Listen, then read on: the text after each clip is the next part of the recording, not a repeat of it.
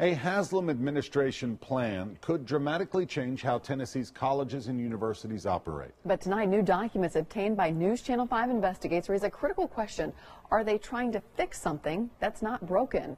Our chief investigative reporter, Phil Williams, has another major exclusive tonight. And we're talking about a plan that could result in the outsourcing of the operation and maintenance of every college and university building in the state to a big corporation. But we discovered that when administration officials crunched the numbers, they did not get the answer they wanted.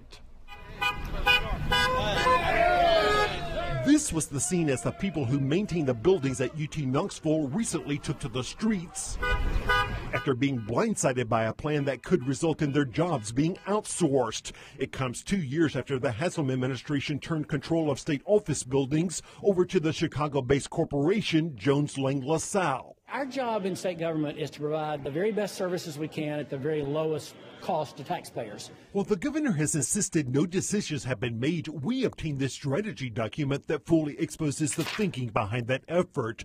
It suggests that by outsourcing all state facilities, quote, to a single vendor, the UT system might be able to cut costs by more than $23 million a year. The Tennessee Board of Regents schools, another $40 million, which raises the question. But are university buildings being poorly managed? Well, that's one thing. We'll find that out. But we obtained data that had already been compiled by state officials comparing the operation of those buildings to a key industry standard from Whitestone Research. For UT Knoxville, the Whitestone number suggests it should cost $7.54 per square foot to manage its buildings, but UT spends just $5. At UT Chattanooga, Whitestone suggests $8.08, but the real cost just $6.20. Across the state, the standard suggests $7.59 for the University of Memphis, but it comes in at just $4.26. Whitestone puts Middle Tennessee State at $7.27, but it only spends $4.59. And Austin Peay blows out the standard of $8.69 with its $4.67 per square foot. The initial undertaking was, if we can show using best-in-class information that there is cost savings, then it's a done deal. Now, in fact, it doesn't. Mike Ledyard is one of the outsourcing consultants hired by the Haslam administration to oversee the effort. I hoped that the numbers would reflect a business case. For outsourcing. For outsourcing. And it didn't. No, it didn't. Ledyard argues the standards presume that the buildings have been well maintained, while Tennessee's colleges and universities have hundreds of millions of dollars in deferred maintenance for work that needs to be done but hasn't. Are they wasting money today? No, they're doing the absolute best they can with what they've got. Are there people out there who are capable of getting more for less? We believe there are. How do you save money? You cut jobs, you cut services, all in the interest of profits. State Representative John Ray Clements says that while he believes the Haslam administration's determination to sell out state government is out of control, the data proves that college and university spending isn't. So are we going to cut even farther?